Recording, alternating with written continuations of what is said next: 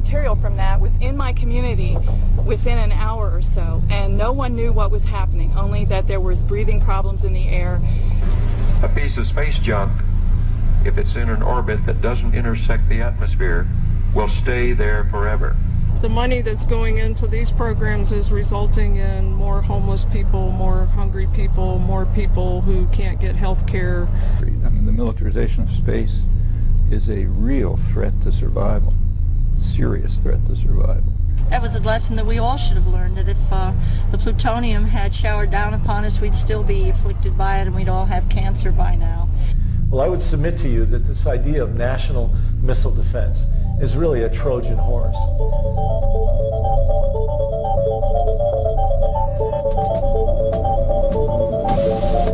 T-minus 15 seconds. T-minus 10, 9, 8, 7, 6. We have main engine start. 4, 3, 2, 1, and liftoff. And it has cleared the tower.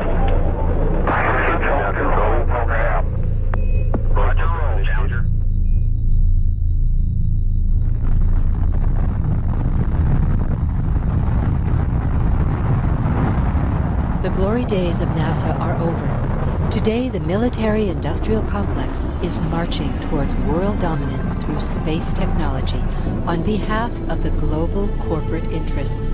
To find out how and why the space program will be used to fight all future wars on Earth and from space, it's important to go back in time to understand how the public has been misled about the origins and true purpose of the space program.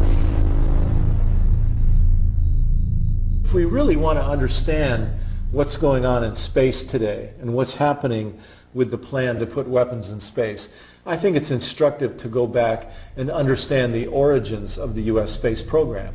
And to do that, you have to go back to Nazi Germany. Hitler recruited a brilliant young rocket scientist by the name of Wernher von Braun, who had a weekend rocket club, to come to work for the Nazis to build the V-1 and V-2 rockets that were used to terrorize the cities of London and Paris and Brussels towards the end of World War II. And for von Braun and his team, they set up along the Baltic Sea a place called Peenemünde. There was a research and development center for the Nazi rocket operation. And to this place at Peenemünde, the Nazis brought thousands of Jews and French resistance fighters to serve as prisoners, essentially slaves, to build this production effort. Well, the British found out about it, went in and bombed the entire operation. And so the Nazis said, we've got to move to a more secure location. And down inside of central Germany, there's a mountain chain called the Harz Mountains. And in that mountain, there's a huge tunnel where the Nazis were storing military hardware. Well, they cleared the whole thing out, moved the entire rocket operation into the tunnel, named it Mittelwerk. And just outside the mountain tunnel at Mittelwerk, the Nazis built a brand new concentration camp called Dora. And to Dora, the Nazis brought 40,000 Jews, gypsies, French resistance fighters, homosexuals, communists, even a black American GI were brought there to serve as slaves for the operation. Well, inside the mountain tunnel, the slaves began to sabotage the operation. They left screws unturned. They urinated on the wires, so that when von Braun and his team were launching the rockets, they were going haywire. And so they sent their team in to find out who was doing this. They identified 100 of the slaves and summarily hung them in front of everyone as a warning that you will not interfere with this operation. Well, eventually the Allies even closed in on this place too. And on the day that they did, von Braun and his team fled for the hills, knowing that if they were captured here, they would be accused of crimes against humanity. One of the first to arrive at this place was an 18-year-old American GI by the name of Hugh Carey, who later became governor in New York State. And he said when they arrived, what they discovered lying at their feet was thousands and thousands and thousands of dead bodies. And come to find out, 25,000 of the 40,000 slaves at this place perished at the hands of the Nazis. Well, you know, immediately after the war, the U.S. and the Allies created the Nuremberg trials, at which time we brought the Nazis to justice for their crimes against humanity. But 1,500 of the top Nazis never went to trial. They were smuggled into the United States by the U.S. military under a program called Operation Paperclip, smuggled in through Boston and West Palm Beach, Florida. And Wernher von Braun and his rocket team, 100 of them, along with 100 copies of the V-2 rocket, were sent to Huntsville, Alabama, where von Braun became the first director of NASA's Marshall Space Flight Center. What's interesting is the other 1,400 Nazis. Who were they? Well, some of them were brought to the United States to work for the CIA. Others were brought to the United States to do the LSD drug experiments and the MK Ultra mind experiments during the 1960s, where people were jumping out of windows. Some of the Nazi scientists that in Germany had been taking Jews and putting them in freezing temperatures to see how the body would react to that were sent to Wright-Patterson Air Force Base in Ohio and were put in charge of the U.S. military flight medicine program. And so when you take 1,500 of the top Nazi scientists and essentially seed the military-industrial complex, the question I have is, do they bring with them an ideological contamination? Well, not only did von Braun go to work for NASA, but the guy that was in charge of the V-2 flight test program up at Peenemünde along the Baltic Sea, a guy by the name of Kurt Diebes, became the first director of the Kennedy Space Center in Florida. And then the man that recruited von Braun, Major General Walter Dornberger, the guy that was sent by Hitler to recruit von Braun to come to work for the Nazis, he became vice president of Bell Aerosystems Corporation in New York that made its riches building the helicopters for the war in Vietnam. In fact, when NASA was created, the U.S. military freaked out. You're going to have a civilian space program? You can't do that. The military has to be in charge of space. Oh, don't worry, the military was told. From the first day, we're going to have a NASA oversight committee that ensures that the Pentagon controls the space program. And Major General Walter Dornberger, the Nazi that recruited von Braun, was appointed to that NASA oversight committee. In fact, in 1958, Dornberger testified before the United States Congress, saying that America's top space priority should be to, quote, conquer, occupy, keep, and utilize space between the Earth and the Moon. And in fact, later on in a speech before a national missile industry conference, Dornberger told the assembled, "Gentlemen, I didn't come to this country to lose the Third World War. I lost two already." And then finally, the man that was in charge of production and middle work inside the mountain tunnel there in Germany, Arthur Rudolph, he became the first project director of the NASA Saturn V rocket program that took the United States to the moon.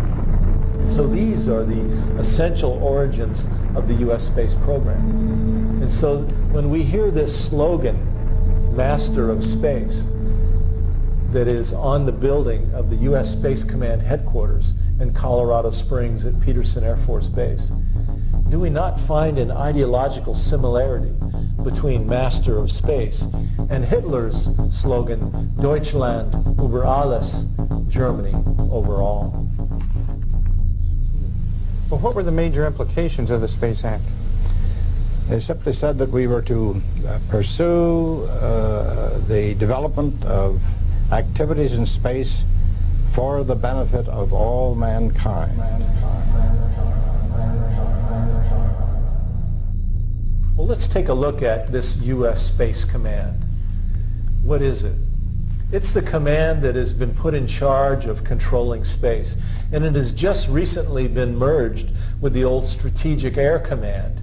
So now that the space guys, if you will, and the old bomber guys and the missile guys are all part of the same command. And the Space Command put out a planning document a few years ago called Vision for 2020. And on the cover of it, you see a satellite hitting targets on the Earth below. Let's take a look at some of the language in this so-called Vision for 2020. The Space Command says that in the future, because of corporate globalization of the world economy, they expect that there's going to be a widening gap between the haves and the have-nots, between the rich and the poor all over the world. And as a result of that, the Pentagon predicts that there's going to be more and more regional instability around the world because people that are under the boot of these multinational corporations are going to organize. They're going to try to organize unions. They're going to organize to get these corporations from controlling their governments. And the Pentagon says, you know, we can't put a Marine on every single street corner of the world to suppress these populations. But with space technology in place, we'll be able to see everything, hear everything, and essentially target everything in every place on the Earth. And the Vision 2020 says that space superiority will emerge as an essential element of battlefield success in future warfare. Vision for 2020 also talks about dominating space and controlling space. And they actually define control of space. They say control of space is the ability to assure access to space, freedom of operations within the space medium. And I think, most importantly of all, they say, an ability to deny others the use of space. So here we are, 5% of the world's population. We're going to deny other countries the use of space because we are going to be the masters of space. If you take a look at the Space Command website and you take a look at the plans they have, it's mind-boggling. I mean, they are trying to put in motion plans which, in effect, could allow some command post in Colorado Springs, you know, in Colorado mountains, to instantaneously attack any part of the world without warning from space platforms with either nuclear or other high destructive weapons, and to chance, they think, to cut back on forward basing and simply to hold the whole world in thrall to instant destruction with, you know, Mach 10 hypersonic drones giving instant surveillance of whether somebody's crossing a street in some Australia or something like that. Well, we now know that the Persian Gulf War in the early 90s was actually the first space war ever. With U.S. satellite supremacy, we were able to pre-identify all of Saddam Hussein's military targets before the war ever began. And in the first 2 to 3 days of that war, we bombed over 90% of Saddam Hussein's targets, intentionally leaving just a tiny sliver of capability in place that we then played cat and mouse with over the remaining weeks of the war, where we used 100 cruise missiles at $1 million apiece, tested out new stealth bombers and new laser weapons. And so coming out of that war, the Space Command said, my God, whoever controls space is going to control the Earth below.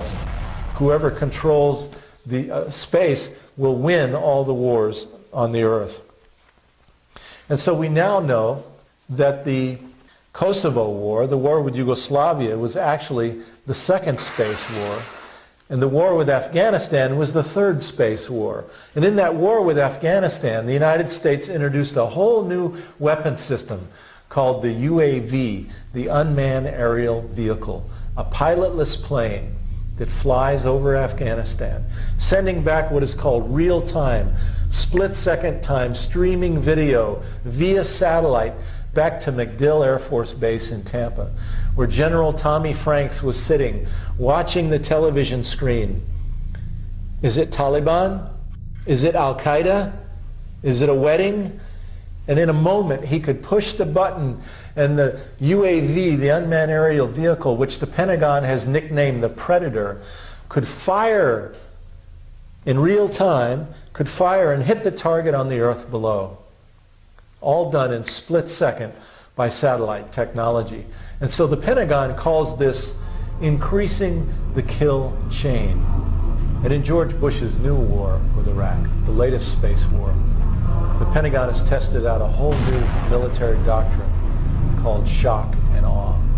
So today, with the United States controlling space, we are able to absolutely win every war on the earth below. There is no challenger on this earth able to stand against us. At the same time, the Bush administration is introducing this program called National Missile Defense. The idea of having a bullet hit a bullet in deep space in order to protect the continental United States from attack by the so-called rogue states. Well, I would submit to you that this idea of national missile defense is really a Trojan horse, that it has nothing to do at all with defense, but in fact it's about controlling space, dominating space, and denying other countries access to space so that the United States can be the master of space and the master of the earth below, that we can control the battlefields of the earth. And it's not beyond realization. I mean, the U.S. is, there's nobody else, there's no space race. The U.S. is in it alone. You know, no other country is willing to put the huge amount of money into efforts to dominate by extreme violence at the cost of lots of low social costs, as you know. The American people are being asked to turn over the national treasury to the Pentagon because so-called missile defense will literally cost us hundreds and hundreds and hundreds of billions of dollars. And how will we pay for this? Through cuts in education, health care, job programs, environmental cleanup. This is the way the Bush administration and their allies, their corporate allies, their aerospace allies, who view space as a new market, this is how they intend to pay for these programs. But besides this idea of national missile defense that they say will protect us from attack by the rogue states and from even China, China who today only has 20 nuclear missiles capable of hitting the United States. Besides national missile defense, though, there's a whole new program underway, and it's called theater missile defense, TMD. And the idea of theater missile defense is you don't wait until the missiles get way up into deep space. You forward deploy your systems and surround this so-called offending rogue state and try to hit their missiles immediately after they're launched in what's known as its boost phase. And so today the United States is moving to deploy theater missile defense in the Middle East and in the Asian Pacific region. We're going to put theater missile defense on Navy ships, Aegis destroyers that are made at Bath Iron Works in the state of Maine. And on these Aegis destroyers, they will be outfitted with interceptor missiles that will be deployed throughout the Asian Pacific region. In addition to the Aegis destroyers, the United States will also deploy theater missile defense on trucks, ground-based launchers, and also on the airborne laser, a converted Boeing 747 with a laser beam on its nose, flying 24 hours a day, 7 days a week, over this so-called offending area. Now, when I started thinking about this, China has 20 nuclear missiles capable of hitting the United States. If you've been to Walmart or Kmart anytime recently, you know we're China's very best customer. Is China going to attack its best customer, knowing that we have 7,500 of our own nuclear weapons that we could hit them back with? It just doesn't make sense. But then I found an article in the Washington Post a while back called "For the Pentagon, Asia Moving to the Forefront." And the article says that we are going to manage China. The United States is going to manage China. The article says that we're going to double our military presence in the Asian Pacific region. In fact, we're now lengthening and widening the runways on Guam and Wake Island in the Pacific to handle the B-2 bombers. And also, we're now pre-positioning cruise missiles on Guam. And we're going to deploy theater missile defense systems in Japan, what we now call our unsinkable aircraft carrier, where today we have 40,000 U.S. troops deployed. And right next door to Japan, and South Korea, where we have 40,000 U.S. troops deployed, and where Bush is now heating up tensions between the United States and North Korea, we're going to deploy theater missile defense in South Korea, which will only anger the North Korean government even more, making them feel like we are closing in on them and that they must respond by escalating their own military hardware. We're going to deploy theater missile defense 90 miles off the coast of mainland China in Taiwan, which will make China feel like they've got to respond and they've got to go now and build more nuclear missiles to meet this growing threat. You know, after 9/11, I began to look at this whole map of this Asian Pacific region a lot differently. Previously, I was just looking at the coastal region along China's coast, where the United States is talking about deploying these theater missile defense systems. But after 9/11, I now look at China's inland border, an area that we now call Central Asia. We know a lot more about it today. We know that the United States has set up bases now in this Central Asian region, and that, as President Bush has said, we're going to be there a long, long time.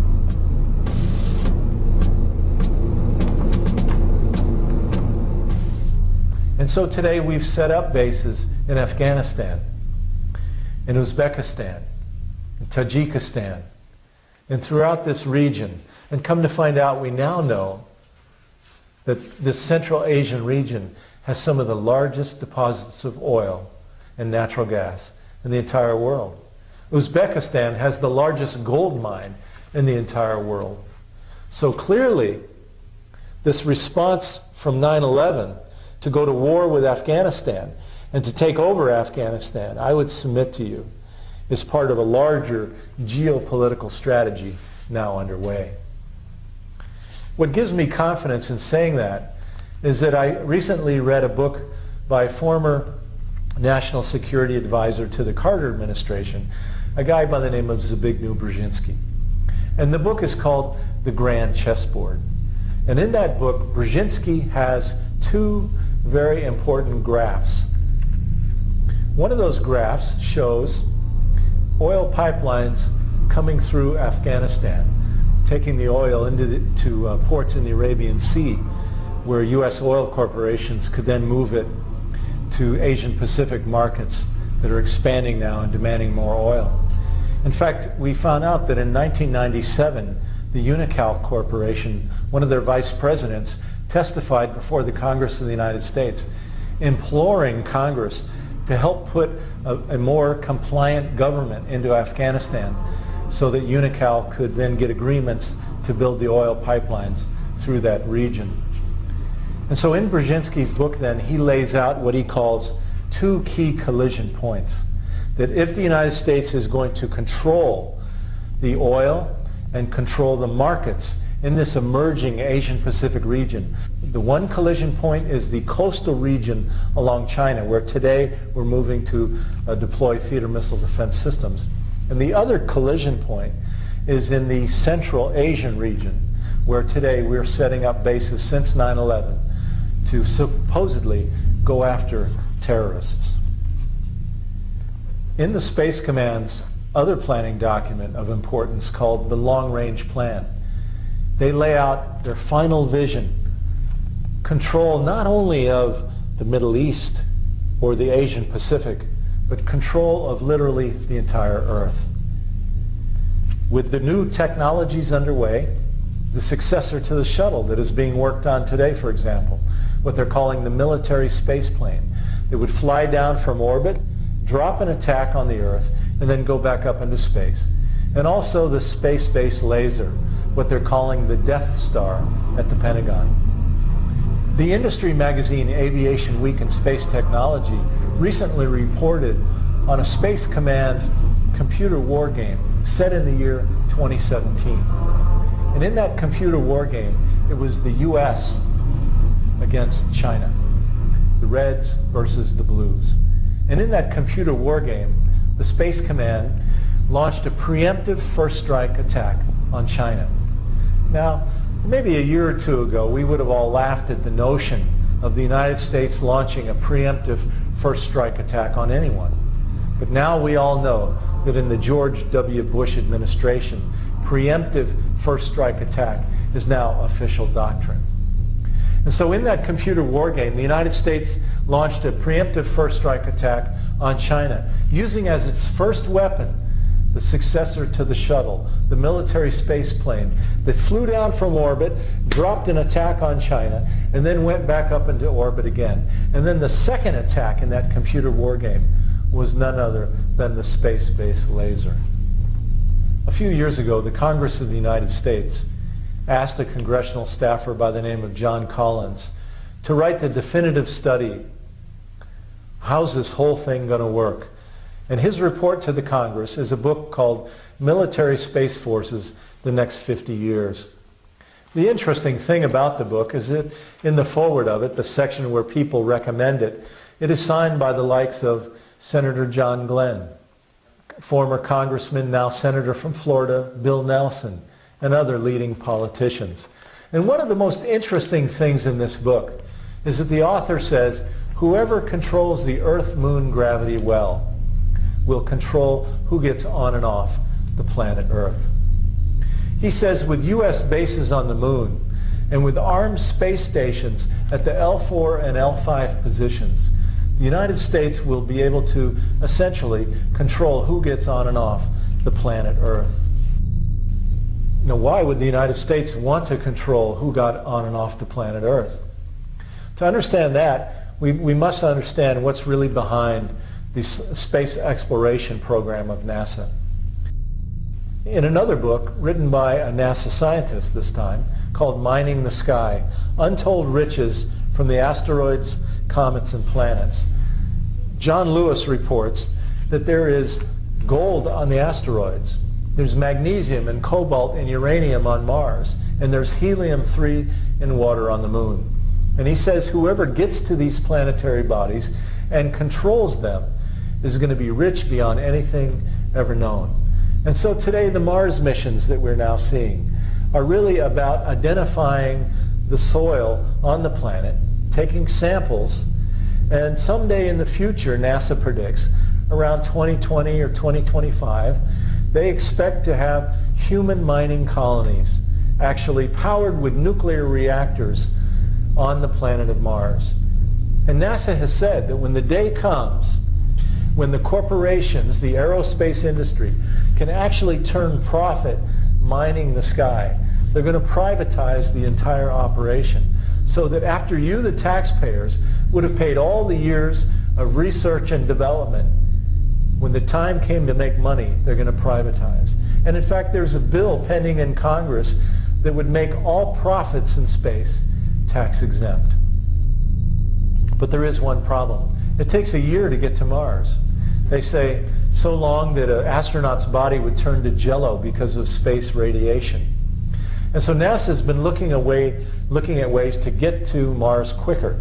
And the Bush administration has come up with a new program called the Nuclear Systems Initiative, a $3 billion research and development program to create a whole slew of nuclear projects for the future, including Project Prometheus, a nuclear rocket with nuclear reactors for engines to cut in half the amount of time it takes to get to Mars. And so what we are now witnessing is that NASA and the Department of Energy and the Pentagon are working together to move nuclear power into space. Returning to the book Military Space Forces for a moment, in that book, the author tells Congress that fundamentally none of these plans for space will work without nuclear power. He says nuclear reactors thus remain the only known long-lived compact source able to supply military space forces with the kind of multi-megawatt power they're going to need. Larger versions, he says, of these nuclear reactors could provide power for things like space-based lasers, neutral particle beams, mass drivers, and railguns. Nuclear reactors, he says, must support major bases on the moon until better options, yet identified, are found. And I think very interestingly, he says this: safety factors rather than technological feasibility will remain the principal impediment to nuclear power in space unless officials can convince influential critics that risks are acceptably low. In 1989, I organized a demonstration at the Kennedy Space Center in Florida, one of many that I've done over the years. What made our demonstration that day particularly important, though, was our keynote speaker, former Apollo astronaut Edgar Mitchell, one of the early moonwalkers. And in that demonstration, Mitchell said that we cannot allow the Pentagon to put weapons in space. In fact, he said we can't even let them test weapons in space, because even the testing process will create so much more space junk, orbiting debris in space, that we will not be able to get a rocket off the planet Earth, because we will create essentially a minefield surrounding the planet, and that we will be entombed to the Earth below. If we have a war in space in the vicinity of the Earth, it will be the one and only.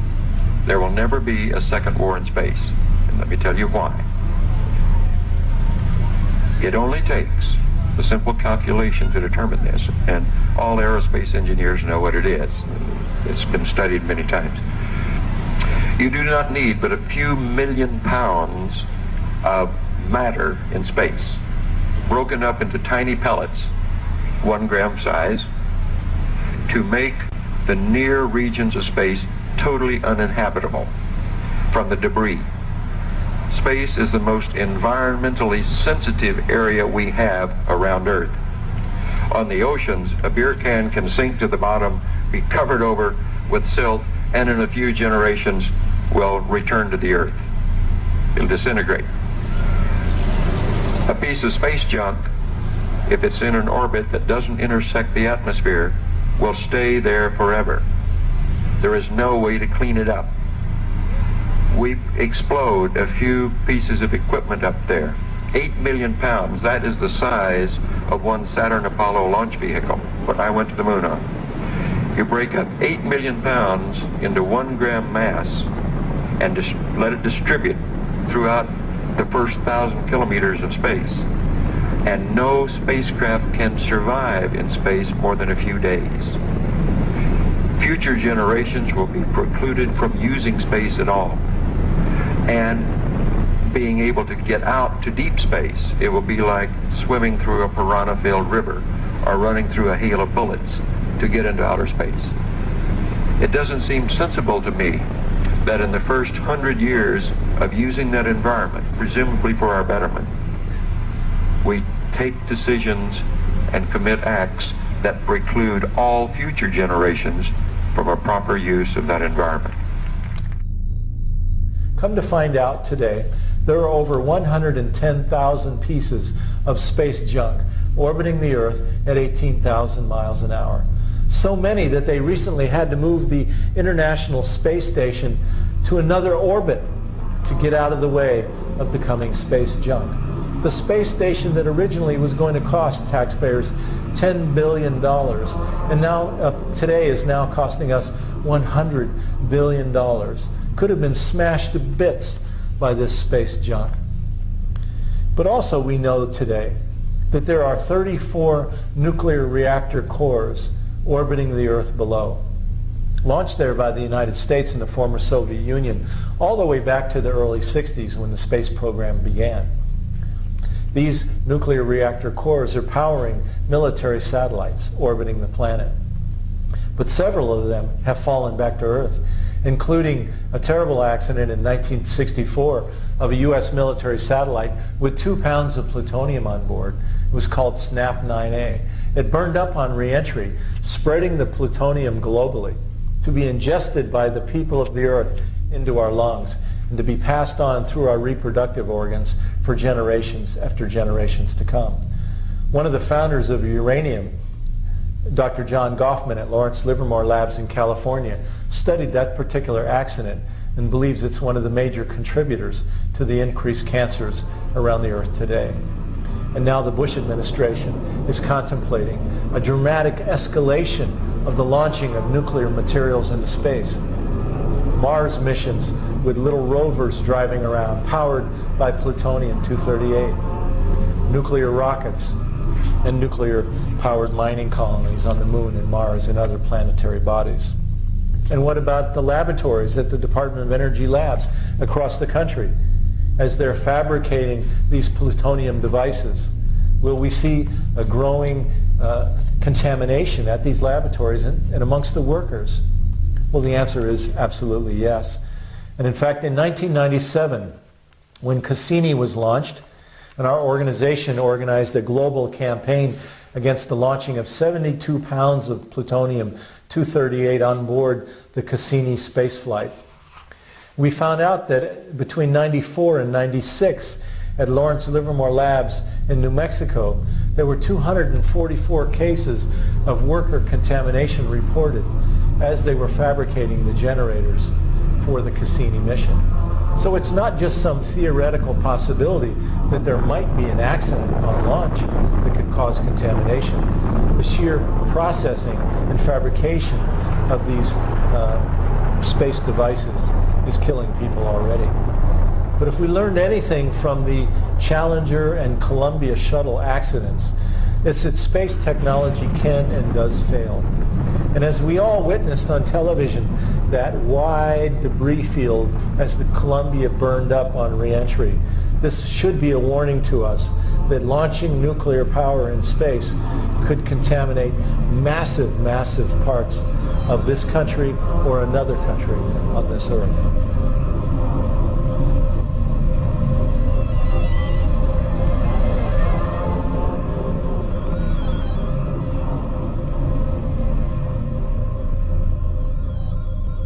The chances of something going wrong just by accident are quite high.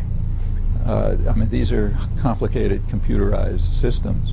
Others aren't going to just sit around. So, for example, offensive weaponry from space, which is being planned, requires satellites. Space rather heavily on satellite communication. Well, you know, shooting down satellites isn't very hard. It's a lot easier than stopping missiles. I mean, you know where the satellite is, and you know where it's going, and so on. So anti-satellite weapons are kind of a poor man's weapon. And there's very little doubt that potential targets like China will be developing technology. We're asking them virtually to develop technology to destroy our satellite system. So far that's been immune because of the observance of the Space Treaty. And then there's going to be other reactions. I mean, they're going to increase their development of weapons of mass destruction as a deterrent, probably increase terror as a deterrent, because there aren't a lot of alternatives.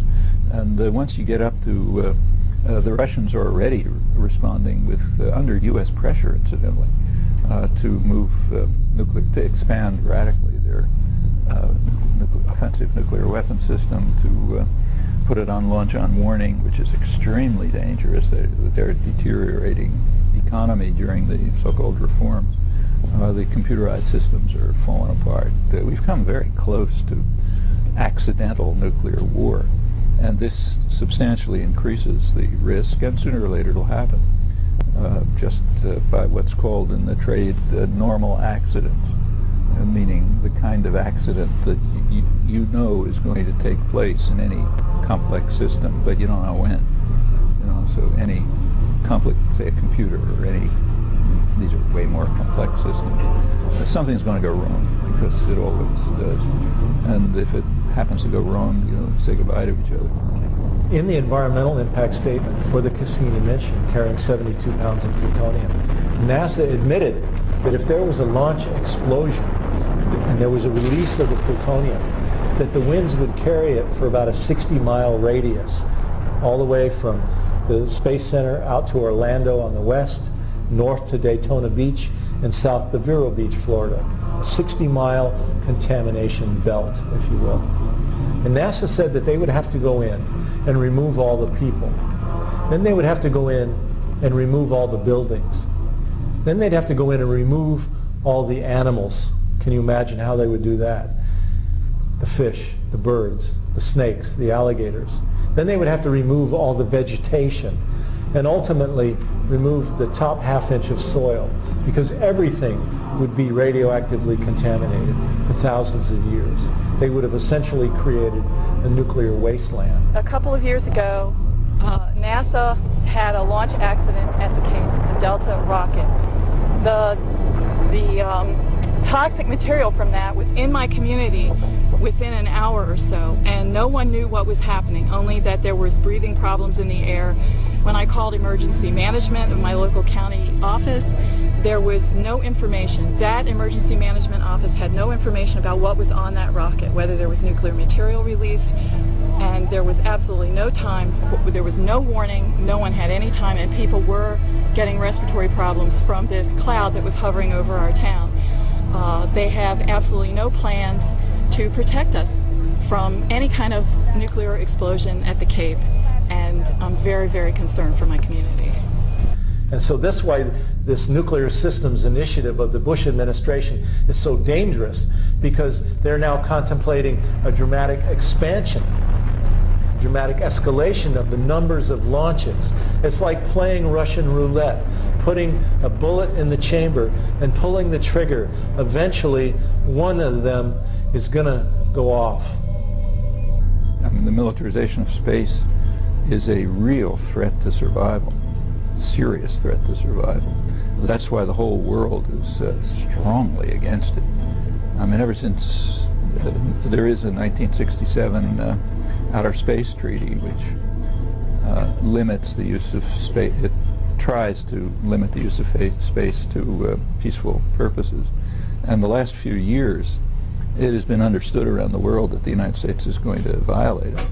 So there have been efforts at the United Nations, at the UN Disarmament Commission, and elsewhere to try to put some teeth in the Outer Space Treaty, make it put enforcement mechanisms which will prevent the militarization of space.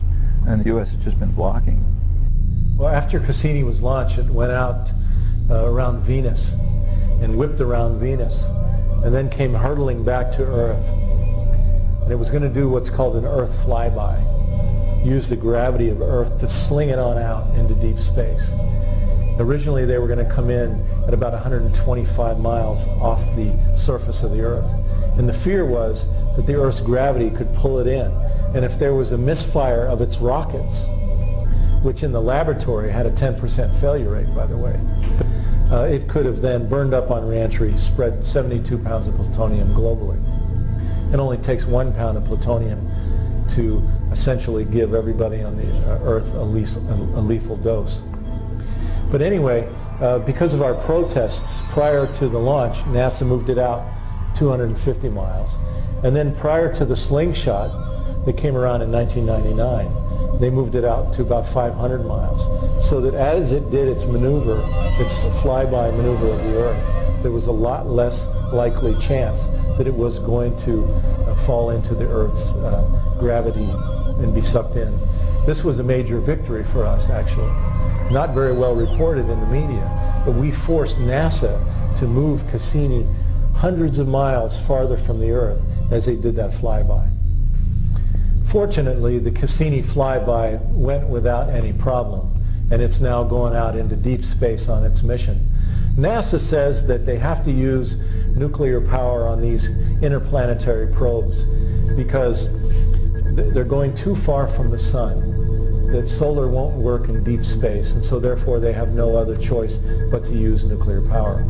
But it's interesting because the European Space Agency is doing a mission called Rosetta that is going way out into deep dark space, and they're using solar power. They've developed high-efficiency solar cells for deep space missions because they don't rely on nuclear power. They don't have a nuclear industry that is controlling the planning process within the European Space Agency. In the last 10 years, NASA's budget has been cut by about 40%. And this has turned NASA to go to the Pentagon, whose budget has been growing all the time. NASA now is saying to the Pentagon, okay, everything we do from now on will be dual use, meaning every mission we do will be carrying military and civilian payloads. We know that the recent Columbia shuttle accident had on board 3 military missions, We were told by the media that they were just studying bugs and moss on board, but in fact they had 3 military missions, including Star Wars planning missions. And so again, the weapons corporations have taken over the space program, and they're hiding behind it, using it in order to go out and create these new testing programs for Star Wars, because they don't want the American people to understand the depth of the plans for moving the arms race into the heavens. I call it pyramids to the heavens. The aerospace corporations are the new pharaohs of our age, building these pyramids to the heavens, and we, the taxpayers, will be the slaves. We'll turn over our education. We'll turn over our health care.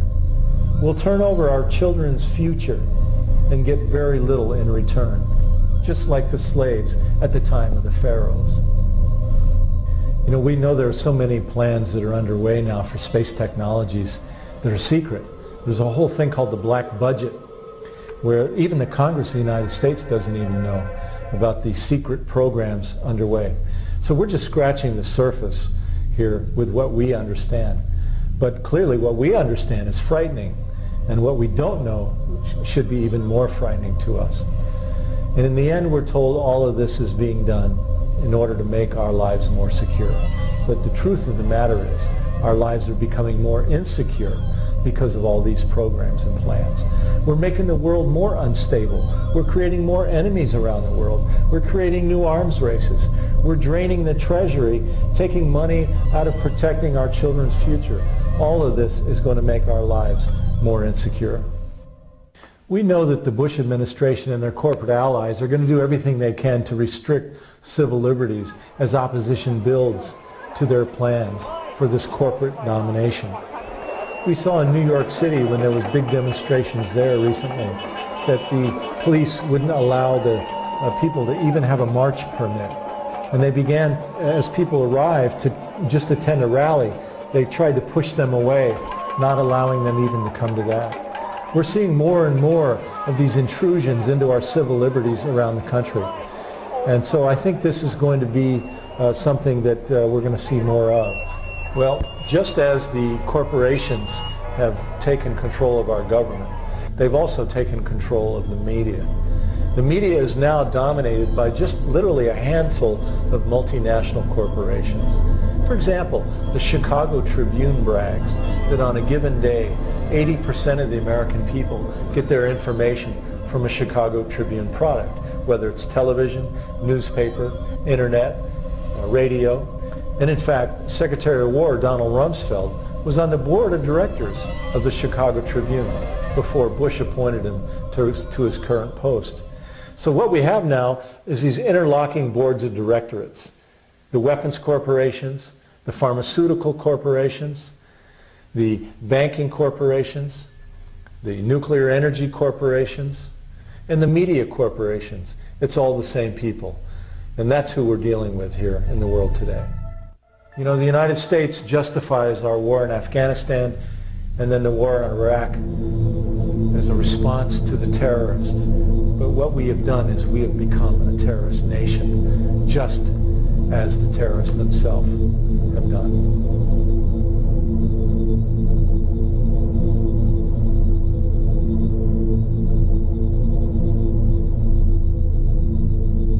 We must acknowledge that today our Congress is essentially under the control of the multinational corporations. You know, when former President Eisenhower, a World War II general, left office in January of 1961, in his concluding speech to the American people, he warned us to beware of the power of the military-industrial complex. He said they were gaining undue influence in the halls of the Congress. And I'm afraid General Eisenhower, President Eisenhower's warning to us has come true. In the councils of government, we must guard against the acquisition of unwarranted influence, whether sought or unsought, by the military-industrial complex. The potential for the disastrous rise of misplaced power exists and will persist. We must never let the weight of this combination endanger our liberties or democratic processes. we should take nothing for granted. Only an alert and knowledgeable citizenry can compel the proper meshing of the huge industrial and military machinery of defense with our peaceful methods and goals, so that security and liberty may prosper together. Keith Glennon recalls President Eisenhower's feelings about space. He was not a space cadet. He used to say, as he'd look over his shoulder and say, you know, Keith, that moon's been there a long time. It's going to be there a great many eons yet, and we'll get there one day, but it isn't necessary we break our necks and break the budget to get there now. Our Congress has been taken over by the big money and by the weapons industry, who want to use our government to further their product, if you will. And their product is war and death and chaos and control and domination around the world. So what can we do? What can the citizens of this country do in the face of this mass undertaking? Well, I think first of all that we have to recognize that we shouldn't have any illusions any longer about our country. We've got to recognize the reality of our times.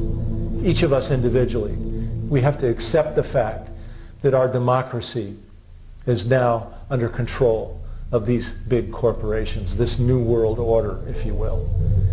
And from there, we have to go and educate ourselves more about what is happening in this world, and to take that to our families, and to our neighbors, and to our schools, and to our communities, and share that with others, because we do have the media under the control of these corporations. And so we can't expect the media is going to do this job for us.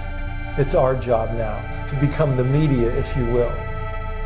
The UN Disarmament Commission was meeting from during the Clinton years. This is session started, I think, January 2001, around then.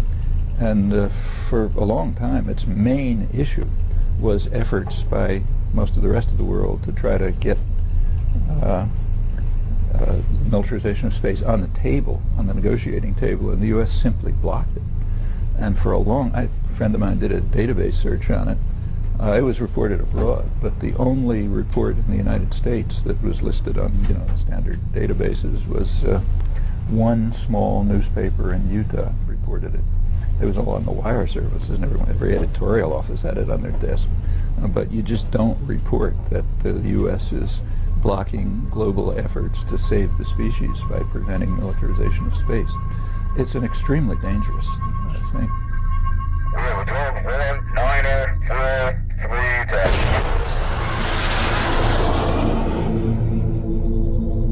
And just as George W. Bush has essentially declared war on the world, I believe he and his friends in this country, in the Republican Party, the conservatives, have declared war on America as well. What we see now is an effort to essentially get rid of government's role in the lives of the people of this country, get rid of education funding, get rid of health care, impose a very mean-spirited justice system upon us, and essentially say the only role of government is to create a military, that the government has no role in the human needs area at all.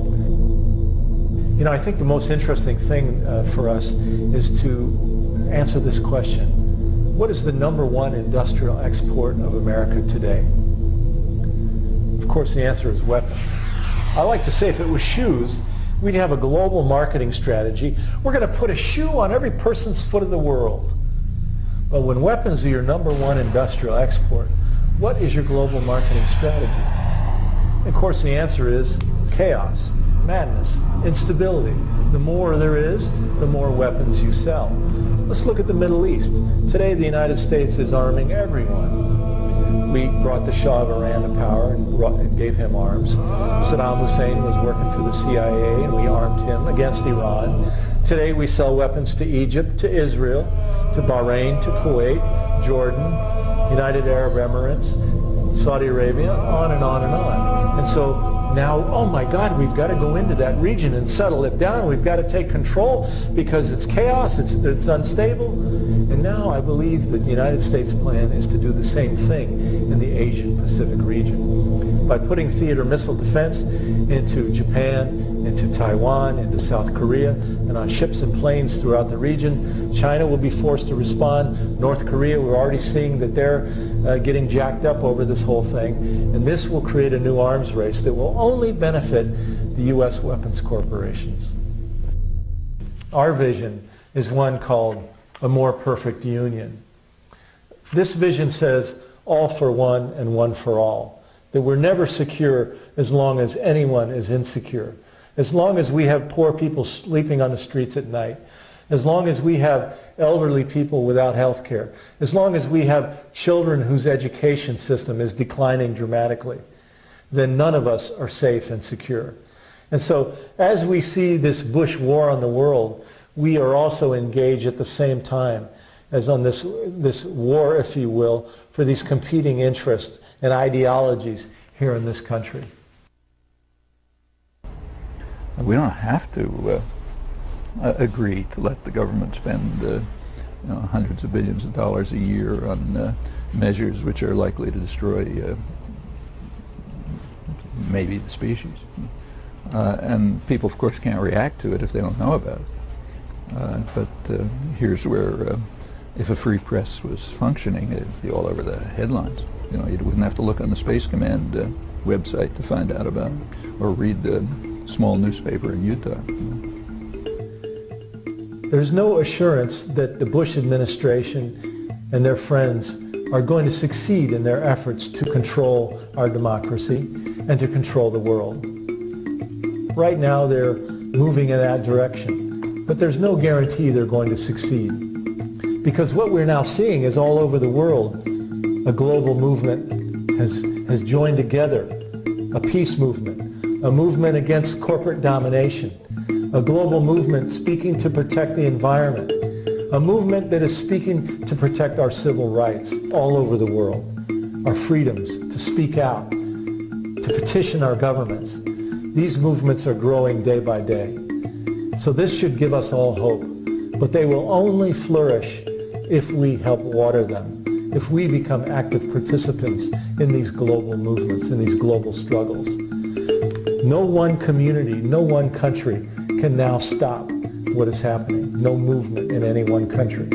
It's going to take a global movement, people working together all over the world. And I hope you will all become a part of that in each and every way that you can, and each and every day. Find something that you can do, some way that you can participate in this great struggle to serve humanity, not to serve the money, not to serve the greed, but to serve the future generations. I hope you'll join with us. Thank you very much for listening. What do you think about it? Launching plutonium into space? Yeah, it's a good idea. You do? Sure. Yeah. It's what we need to do. We need to do. We need to do. We need to do. We need to do. We need to do.